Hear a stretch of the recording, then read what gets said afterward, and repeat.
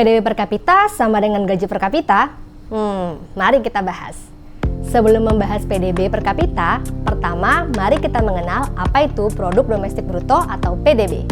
PDB adalah total nilai tambah bruto dari seluruh produksi barang dan jasa di suatu wilayah selama kurun waktu tertentu, bisa 1 tahun atau 1 triwulan. Di sisi lain, PDB juga menggambarkan penggunaan akhir berbagai barang dan jasa, apakah sebagai konsumsi rumah tangga, konsumsi lembaga non-profit yang melayani rumah tangga, konsumsi pemerintah, pembentukan modal tetap bruto, perubahan inventory, serta ekspor dan impor. Dalam menghitung PDB, BPS menggunakan Standar System of National Account 2008 yang diterbitkan oleh United Nations, World Bank, IMF, OECD, dan European Commission. Untuk memahami penghitungan PDB, kita pakai ilustrasi sederhana. Bayangkan, segelas kopi dibeli dari kafe seharga 20.000. Karena bahan baku segelas kopi adalah biji kopi, maka biji kopi disebut sebagai biaya antara. Kafe untuk segelas kopi ini katakanlah harus membeli biji kopi seharga 5.000. Jadi nilai tambah bruto atau NTB segelas kopi tadi adalah 20.000 dikurangi biaya antara sebesar 5.000. Hasilnya sama dengan 15.000. 15.000 inilah yang disebut nilai tambah bruto. Sesuai namanya, nilai tambah bruto dalam 15.000 segelas kopi tadi masih terdapat komponen lainnya.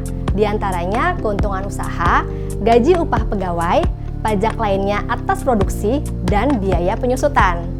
Ini baru contoh satu produk. Sedangkan PDB itu merupakan total nilai tambah bruto dari semua produk barang dan jasa dalam selang waktu tertentu di seluruh Indonesia. Mulai dari pertanian, pertambangan, industri pengolahan, sampai dengan jasa-jasa. PDB atas dasar harga berlaku tahun 2024 Indonesia sebesar Rp22.138,96 triliun. Jika nilai PDB ini dibagi dengan seluruh penduduk Indonesia yang berjumlah 281,6 juta jiwa, yang di dalamnya ada saya, kamu, kita semua, termasuk para bayi dan lansia, maka didapatkan PDB per kapita per tahun sebesar Rp78,6 juta. Pertanyaannya, apakah nilai ini sama dengan gaji rata-rata penduduk per tahun? Jawabannya, tidak. Seperti yang disebutkan sebelumnya, nilai tambah bruto di dalam PDB tidak hanya komponen gaji atau upah, tetapi juga ada keuntungan usaha, pajak lain atas produksi, dan biaya penyusutan.